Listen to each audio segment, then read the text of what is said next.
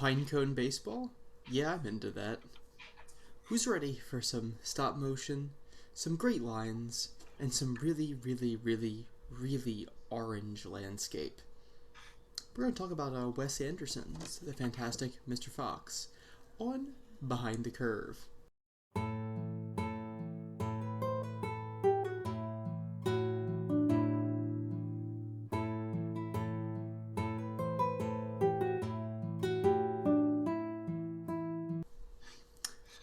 Well, hello, Internet. I'm Andrew.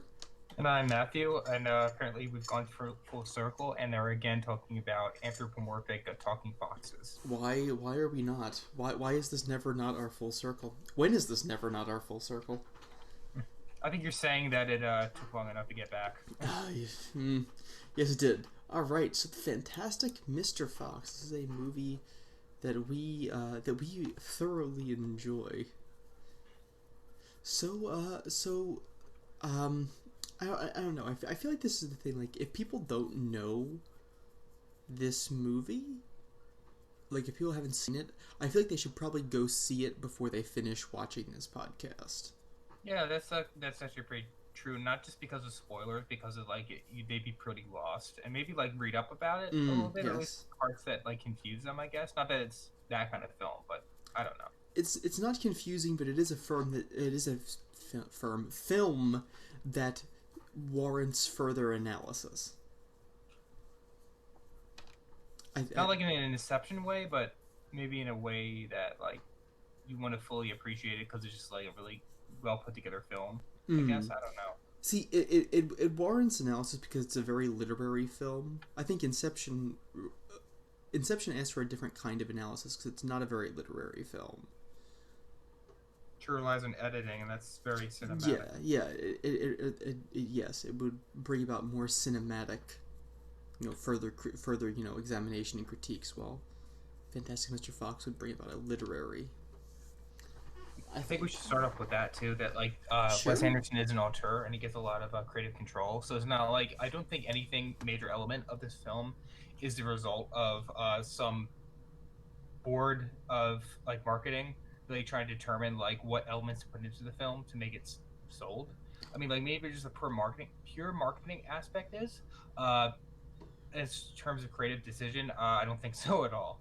So I'm saying you're right. There is a lack of there's a lack of conformity, which is like something that you don't see a lot. I think in like sort of the post late 2000s film, like it doesn't conform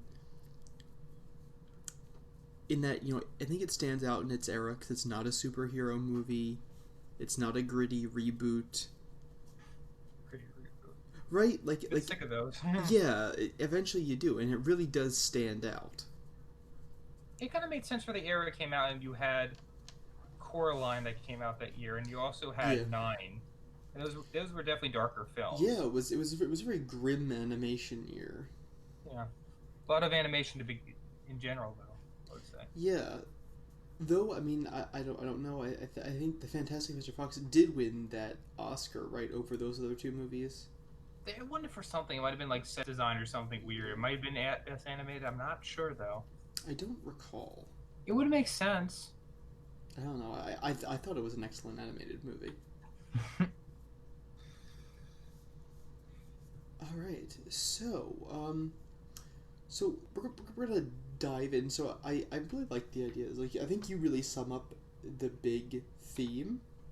Yeah, I wanted to go straight into theme, but not necessarily. I went straight into the theme with my notes. Sure. Like do you want to dive right on into theme first? Oh, sure, why not? Sure, go for it. Well, I'm of the opinion that the entire movie swirls around exploring one big theme, which is kind of talked about directly in the dialogue, which is line between civilized and wild animal or slash human nature, like what Mr. Fox calls wild animal craziness. So obviously, it's like in the main narrative that Mr. Fox is giving up his day as a hunter for the sake of his family when his first son is born, Ash, and having a sort of midlife crisis of wanting it back. That in the main story that he tries to steal chickens from three local farmers, which is what he kind of did as a younger man, as well as a parallel between his son Ash's life, which I didn't really understand. It was thought it was more trying to be goofy, but it's sort of like, does he have his family life where he's civilized, Hmm. or is his chicken stealing days, which is more wild animal like? Mm.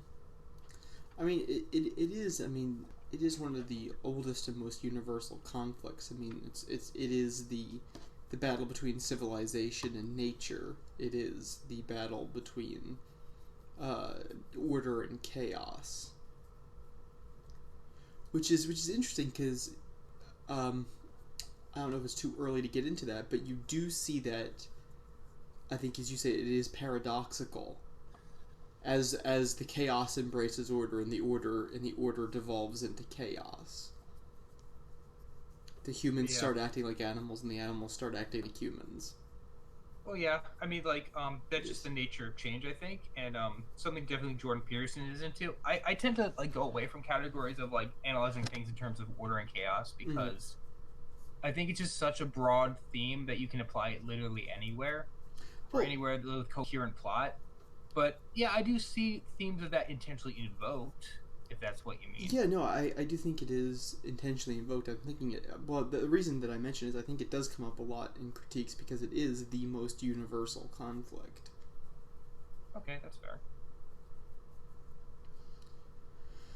Uh, And you also mentioned about the animals being more like human than the actual human characters that I sure. wrote, kind of going down a few lines a few early.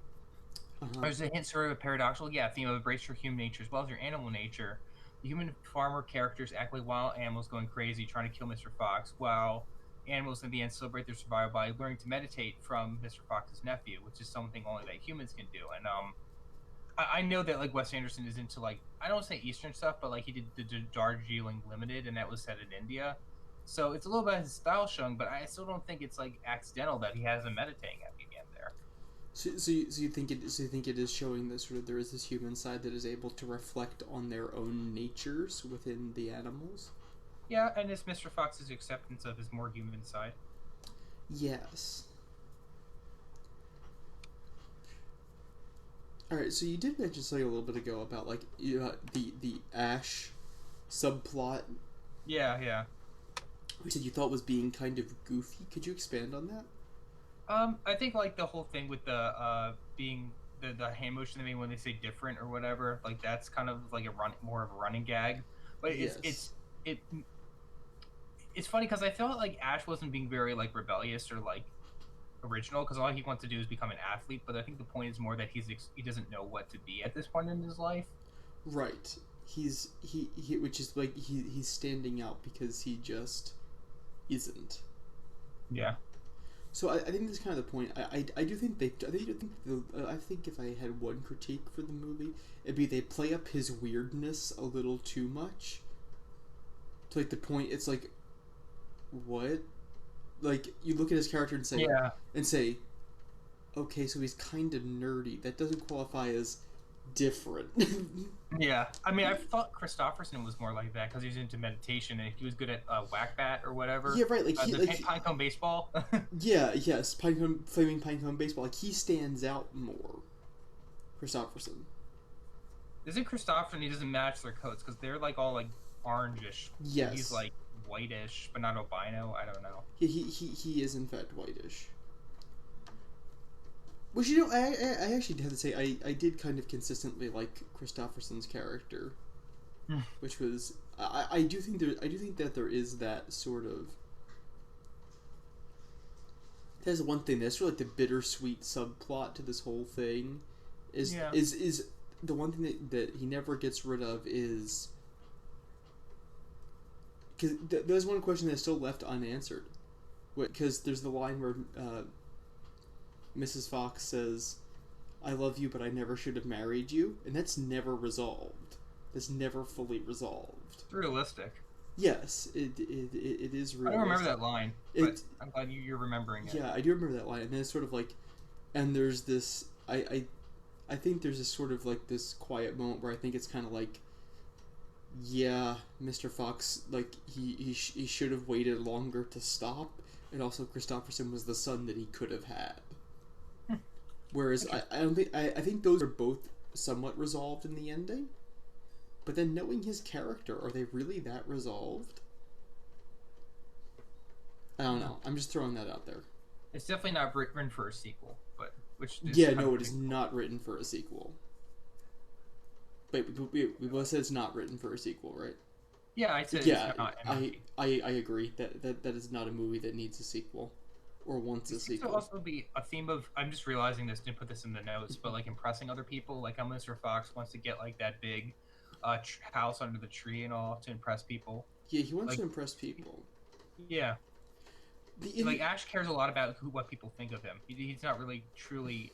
Maybe he's individualistic, but he's not hyper individualistic, which I'm okay with. But still, which is realistic for a boy his age. Yeah, I mean, Fox. A cub his age. Sorry, a cub his age. Yes, but I mean, like coming from a, so coming from a former male of the, not a former male. Not coming from. Sorry. What I'm trying to say is, coming from a male who was formerly that age. Okay. That is accurate. That is very accurate when you feel sort of like. I find that interesting because like, no matter how much people talk about that, like sort of like the teenage spirit, very few people sort of go after that,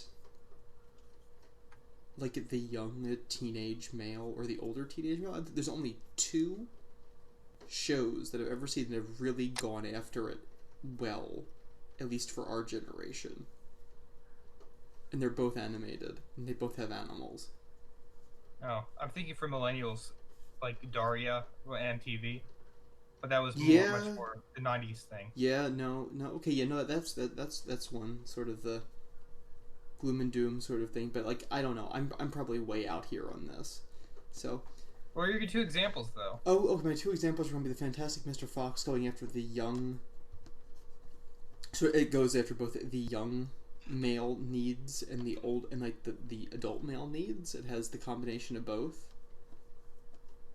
And like, and I gotta say, like, for this is a fairly new show and it just came out, but for older teenage males, or the teenage male into adult, the B-Stars takes a pretty deep dive into male psychology. I'm not sure everybody fully experiences, but I was actually somewhat impressed by that.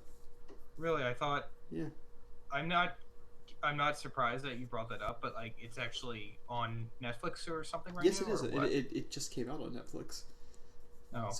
So I have to say, like 4 episodes in, there is that. There's a surprising amount of deep reflection in that show, and it's just very interesting.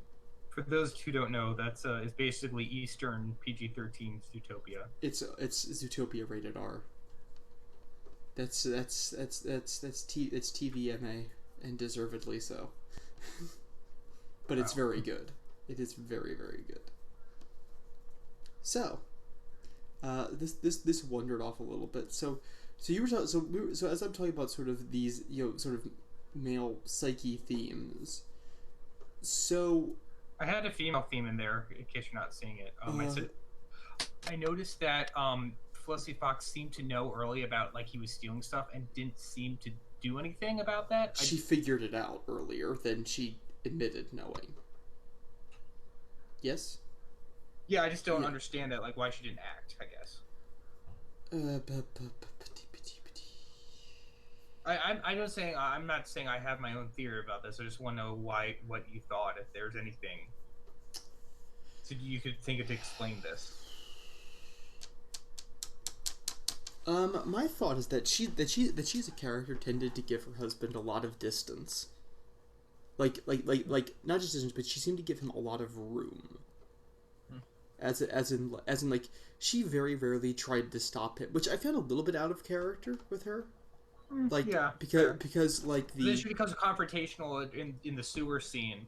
Yes. And like literally slaps him around like that. Yeah, that kind of is inconsistent to me. Yes, and also when she the famous line, "If what I think is happening, it had better not be." Yeah. like sort of that whole scene.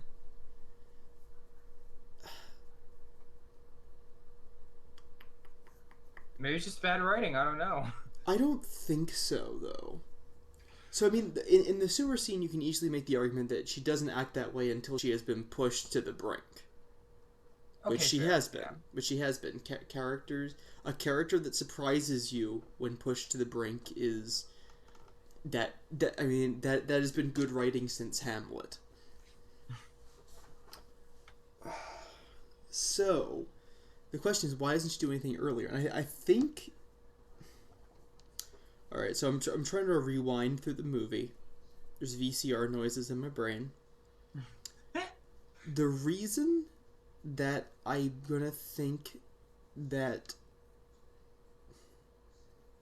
Unless she okay, so there's two things I figure. One, it's not worth the fight. To her, it's not worth the argument if she can't prove that he's doing anything wrong. If she can't definitively prove it, he will deny it and deny it and deny it, and she will get angry and more resentment will build up. That's a thing that happens. Alright, so that's theory number one. And theory number two is just that she figures he just needs some way to relive his youth, so he's having some sort of crisis brought on by Christopherson showing up. And it'll just pass away when he leaves. Yep, it will go away. He needs to get it out of his system. It's sort of like the wife who goes, "Oh yeah, honey, buy your motorcycle, buy the death machine, ride it for a few years, sell it next time you hurt your back putting up Christmas lights and it hurts to ride anymore. Nobody gets hurt. You aren't daring enough to go more than 5 over the speed limit. Buy the death machine, it'll be fine." Like I've seen people do that, so not my family though. Yeah. But I've seen people do that, so those are my two theories. It's funny how that's kind of uniquely American. We can throw money around like that. Yeah, no, that is indeed uniquely American. Uniquely American. I'm not just America bashing there. That's just something that it happens in consumer society. Yeah, no. I'm sure it's not solely American, but it just happens in the first world more often. Yeah, no, I mean buying a second automobile in the first world. Let's hear it for the free market. That allows movies like this to be made. Oh yeah. Yay, free market. All right, so maybe not anymore because of what, but for now. Achoo. All right, so as you mentioned, this is an interesting one. So now that we're on sort of theme, and rebellion. So Rebel Without a Cause. That's referenced, yeah. Yeah, West Side Story. Dig into that for me, because I'm interested. Woo, excuse me. So I see some themes there, but I would like to see what you're driving at. Well, I'm just saying that there are two references there to it that it's not postmodern. You have to know the reference or it's a game to spot the reference. Because I think it's interesting that I think it just goes into the sort of 50s, 60s aesthetic and music that's throughout the film. Mm-hmm. Talking about them almost it first came out. Other than that, that's the only reason why I think the film brings them up, because it's set in the early or mid 60s in the UK. Mm-hmm. That's the only reason why I think they're brought up, because I was just trying to bring up they're not brought up in a pastiche postmodern way. They're just to set the mood. Really. Yeah, they are. They exist. It's just there. Yeah. You ready to talk about the Black Wolf scene? The big one? Yeah, okay. So now we're going to transition on to... So for those of you who haven't seen the movie, continue to watch the podcast. How dare you? So those of you who there's a scene at the end when they are driving down the road in a stolen motorcycle. I won't tell you from where. But they're driving down the road, and off to the side they see this wolf appears, kind of out of nowhere, and there's a black wolf. Interesting enough, his model is very similar to the dogs in Isle of Dogs, especially Spot, but they just could be reusing elements of the same studio, their resources by something, and find that interesting.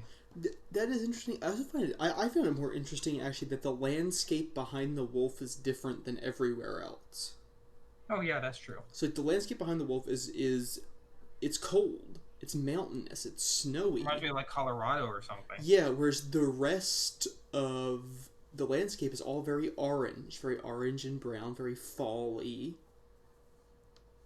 Which, I think may be referencing the fact that Mr. Fox is trying to enter the twilight of his life, or the autumn, Possibly. his autumn years. Yes, yeah. But so the question is, what does that wolf?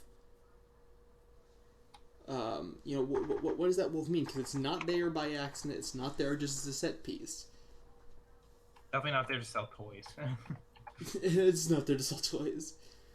So what is your theory on the wolf? It's basically a lot of theories across the internet seem to agree with this, but I think he just sums up that Mr. Fox is scared of pure wild animal craziness. He mentions that he has a phobia of wolves, but not a fear of them. He tries communicating in 3 different languages: Latin, English, French, and he doesn't know all of them because obviously he's not to their state. But he acknowledges in some sort of brotherhood in him, and that some part of wildness is okay. So that's why he exchanges, the fist raise thing. That's sort of like, I don't know, like rebellion, just brotherhood. Even though that can be interpreted as brotherhood. Like he's not. He appreciates certain aspects of that, but he knows that the wild, the pure wild, is not for him. The pure wild is not for him. Okay. They could have been friends before, back when they were before he was domesticated. Yeah. So if it plays into the whole big theme of wilderness and domesticity, or wildness and domesticity. I'm sorry, wilderness is my thing, but yes, wildness and domesticity. Yeah, no, I think that's a good point. You said this is sort of a theme in Anderson's work. Yeah. Well, no, I think that really that what Anderson does best, like to transition to another topic, that he kind of like tackles one big theme in each of his films. This is wildness and domesticity.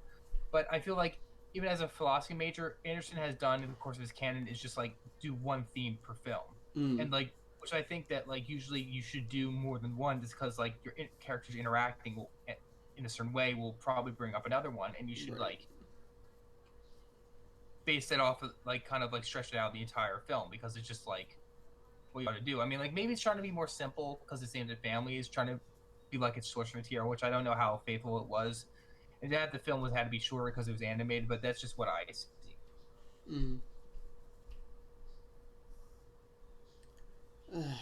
Well, do you think that the film was based off of its source material pretty well? Because I haven't read the book. I have not read the book either. I've not read the book either. I've heard people give it high marks on that front, but I could not personally offer my opinion.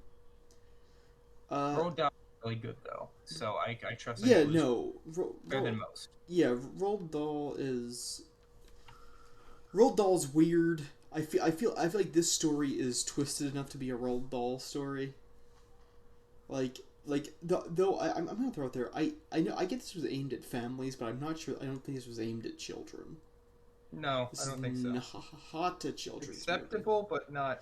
Yes, it's acceptable for children, but honestly, you probably wouldn't get this movie until you're probably, I would argue, into high school, if not like mid high school to later high school, like because it isn't about.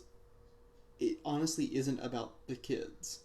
They're in it, but it's not about them.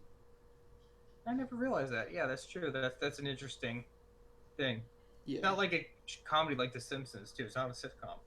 Right, it's not a sitcom, which is also why I think it's, it's an animated movie where the main character right in the middle is an adult and a man, or a male character at least. The only movie I can think of like that is Robin Hood, off the top of my head. Disney's old Robin Hood. Yeah. Where it's the main character, so it does stand out among Western animated films in general. Yeah. Yeah,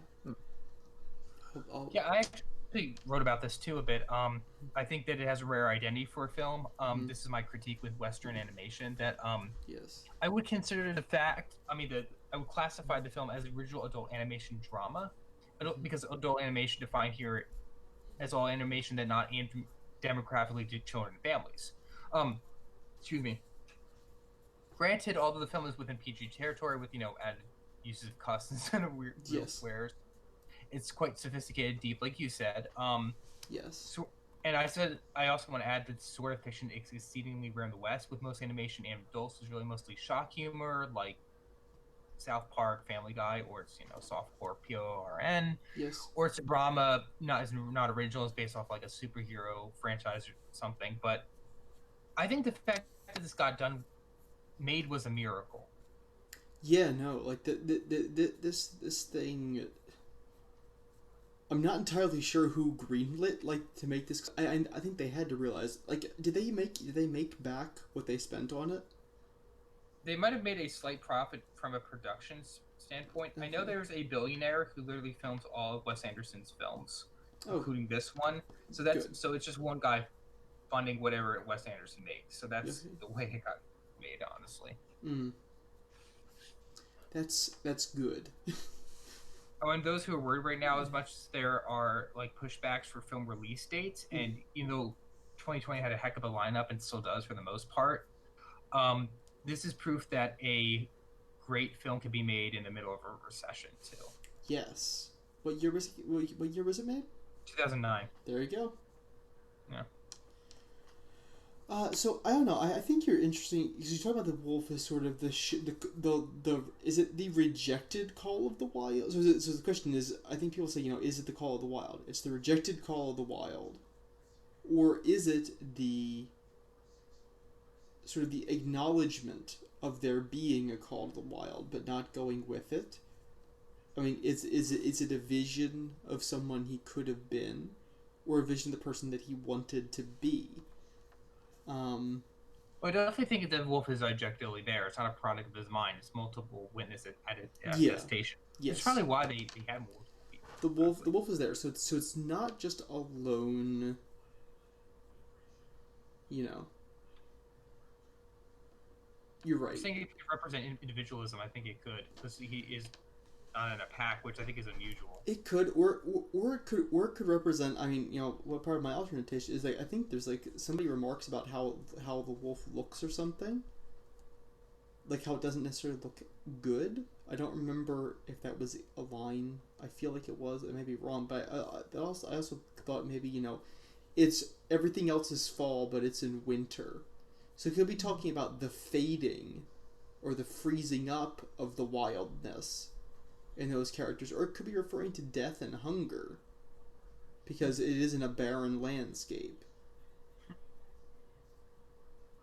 Just throwing that out there. And yeah, I just think it's like he wants to reject certain parts of the wild and embrace it. That's just like my only thing. But you could like go into the bushes of like what that meant, like how that played out. But I think that's ultimately it. I just think it's interesting. Like he's literally scared Mm-hmm. of like wolves, but doesn't have a phobia. He has a phobia, but he's not scared. Yeah. He's scared of pure wildness. I think Mm-hmm. that's interesting. Mm-hmm. One last thing. I think that like this film would be classified into our sort of sub uh, rating of PG-12 in a Yes. way. Yes. Yes. I feel like it wanted to be PG-13, but I think that was like more of Isle of Dogs thing. That was PG-13. Yes. Yes. Though for like one specific scene. Would you The agree? scene with the rat talks about Mr. Fox's wife. Or talk about Isle of Dogs or Mr. Fox. I was talking about Isle of Dogs. Okay, I don't remember that scene. Okay, but for this one, I mean, this one, yeah, I think purely even for tone, PG 12, if not a little bit higher. Well, no, it's not PG 13. It's really not. Yeah, I think rating just like what kind of like content that might be inappropriate, like maybe like from a 13 older for type type of like sophistication, I would say. Yes, yeah. Yeah. And you know, I will give you the rat in the sewer scene. That was uncomfortable. Yes. And what's making me uncomfortable? That you say uncomfortable, and I just say uncomfortable. just And, just Pennsylvania things. yeah. You know. But I just want to go a little aside that that's another interesting Western animation. We think that adult animation is based off of content, Oh yeah. and it's really like this has to do with how shock comedy dominates the sphere. But like there almost is no market for adult original animated drama. There was stuff like Eon Flux and the Max because of MTV in the mid 90s, and now you're starting to see a little bit of a return to get out of the animation ghetto because I just think that film that things like Rick and Morty and BoJack Horseman are not pure shock. You're kind of like drama interrupted by shock in a way. Yes. Drum. It's like funny how it's like turning more into like an anime thing where it's like no, you can. It's okay to have like mostly or pure drama. And I just want to see what that turns into with like where like Netflix just gives budgets away to like certain like creative departments. I think that is I think that I do think that that is partially the influence of anime, is saying yes, we can use animation to tell grown up stories. Though I think when it being westernized, we do get to have stories that sort of break that the one thing that I do like is Western animation, you know, does tell more stories. It also moves away from. I think we had this conversation before, but sort of how tropey animes, or at least most, not most, but many can get. Yeah, the vast super majority, like kind of almost to the point it feels more like a genre than a style. Yes, it feels like a genre rather than a style. Yes, so I think when you find ones that break that, hold on to them, because I mean I've only they're precious, really. Yeah, they're precious, or ones that make fun of it. Ones that are well aware of their own style and make fun of it. Those are good too, because stories that make fun of themselves can be good too. I'm thinking the Brad Bird quote that animation isn't a genre like a Western, it's a technique. I love that. Yes, so much. Brad Bird, dead on. Yeah. Dead He's on. a little bit crazy, and it's one of his few quotes with swearing. But so I guess that's another thing that it's just so quotable. Yes. Nothing against Brad Bird, but he can be uppity sometimes. But I think my point is that like. Well, here's an interesting thing. Around the early 2010s, you saw the breakdown of adult animation as pure shock because it just wasn't doing it anymore. You saw stuff like Super Jail and Mr. Pickles, and that was just like more a retread of trying to do one-upmanship of like let's have like the shockiest program. And then around that time, you also saw Rick and Morty and BoJack, and that deviated from it. If like, well, let's not do pure shock anymore, but like let's use it, and let's use it more as a creative medium to have all these Easter eggs and all these fan theories and like Tumblrs that go on and on, trying to piece together all these weird things they see recurring Rick and Morty episodes and stuff. Yes. It's just that all happened like in the early 2010s. I don't know if Mr. Fox started that, but I think who knows, you know? I don't know, because they're so different. Because like I mean, I'm automatically gonna kind of like connect a lot of that animation sort of back to. I mean, I guess you kind of have to trace it back to The Simpsons. Yeah, you kind of have to. I mean, you kind of have to. I mean, and you can sort of take the line from it's like, I don't know. So like The Simpsons exist, Futurama was better. Everything else wasn't. What's that quote from? That's just my opinion. Oh, okay, interesting. Yes. All right. So Futurama was a deconstruction / genre parody. It was. And see, that's why it worked, because it was a genre parody, not shock humor. Do you know what also reminds me of that? Space Dandy. If you ever heard of it. Haven't heard of it. Yeah, same director's Cowboy Bebop. It's kind of like a mocking of anime in general, like a mocking of its tropes. It's done pretty well. It's like it mocks especially the pretentiousness of a lot of anime, and as well as its unrealisticness and like use of speculative fiction. It's really great. It's on Hulu. Okay. It's kind of maybe more like Spaceballs in Futurama, but it's still great, I think. All right. So, are we ready to move on to questions? Yeah, I am anyway. So we went from Fantastic Mr. Fox to Spaceballs. It's Space Dandy, yeah. But we didn't make it to Star Wars. For once, we did not connect something back to Star Wars. Very cool. It's the first time we've done that in a while. All right, so you ready to move on to questions? Yes. All right. You want to go first? Yeah, sure. So this is kind of related to this, the topic.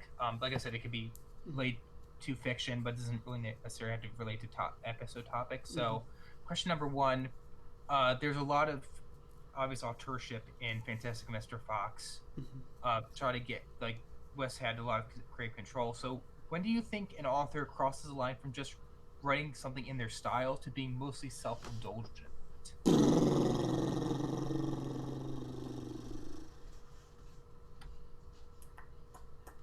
When do you think an author crosses the line from just writing something in their style to being mostly self-indulgent? You just think of one instance of that. All right, so what I'm thinking is self-indulgent is when you're going to either make yourself the main character, do a self-insert as a main character, so you can like wreak revenge against your enemy. Against your enemies. Like you write a story in which a character who is thinly disguised as you hits your middle school bully written as a character beats them over the head with a water fountain.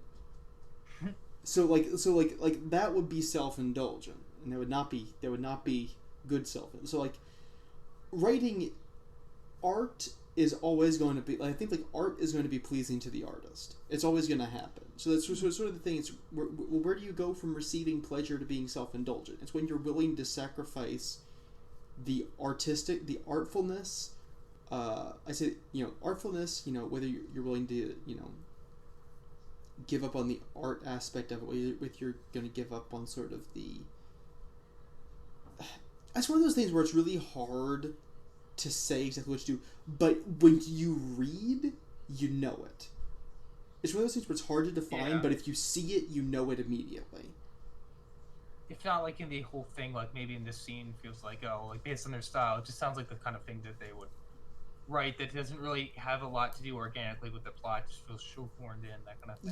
Yeah, so that would make sense. It's sort of like, if you include a full paragraph description of a side character who you find attractive. Yeah, it's suspect. Yeah. That's immediately suspect unless it actually matters. I might be a little bit, what's the word? Projecting here, because like my second planned film is like a little bit pretty self-indulgent because it has a lot of the elements that are part of my story, but at the same time had not been seen in my fiction before, that I really come from my interests, I guess, but only because I know a lot about them, I guess. No, there's nothing wrong with writing your interests. You want to write your interests. You want to write your internal, your internal drives and things that's part of what makes the book yours. It's when they cross into dominating the story, or it. Or when the story turns into puffing itself up. There we go. I don't know. That's one of those things. There's I'm not entirely sure how to define it, but if I see it, I'll know. Okay, I'll stick with that answer. All right. So for you, when do you think that having high standards crosses the line from positive into something negative, like hipsterism, before it was cool, or elitism? Or are these things even negative? It's a two-part question.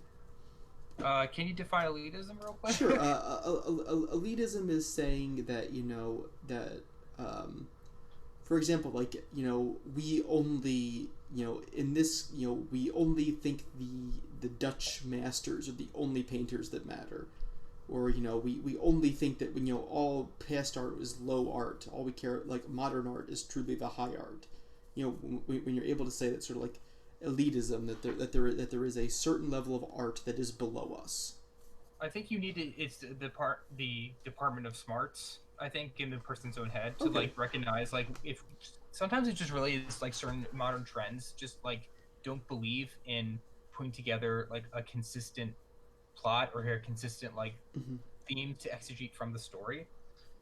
So sometimes it's the spirit of the age. Like, is it like certain people like J.J. Healy like might try to see that. He does.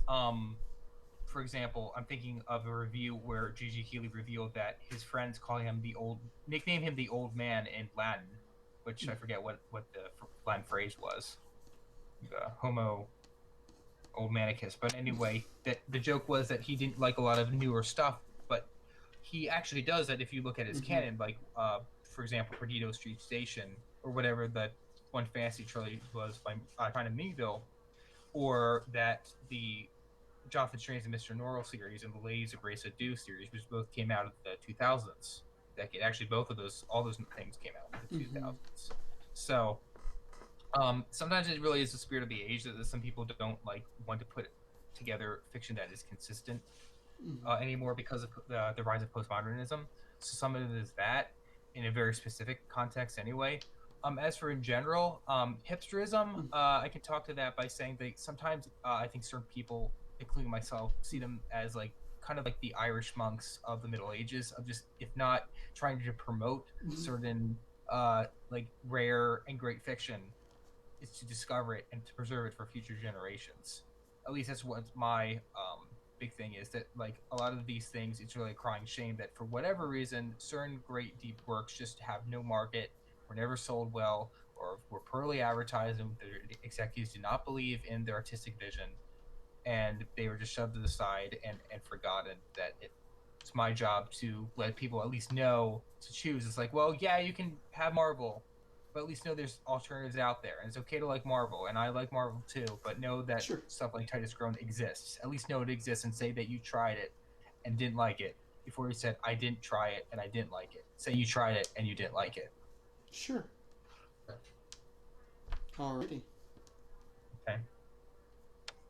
My second question is, do you think that one of the biggest reasons why being a writer is hard because you have to know a lot about both things and people, whereas most people are usually either or, but rarely both? Um. Pretty sure it's hard being a writer because you have to know a lot about things, people. I mean, yeah, I'd say that is very difficult because you have to understand both people and the world they live in. So to do that, you have to have a lot of experiences. You have to have a lot. You have to know a lot of people, or you have to at least be able to come up with ideas for people. So, yeah, no, having a wide, both emotional and like sort of having a wide emotional range and a repository of things that happened. Yeah, sure. No, that is very hard, and I do think I do think that once you have people who can get both, that's that's a step in being a good writer. I think all people are sort of both to some degree, but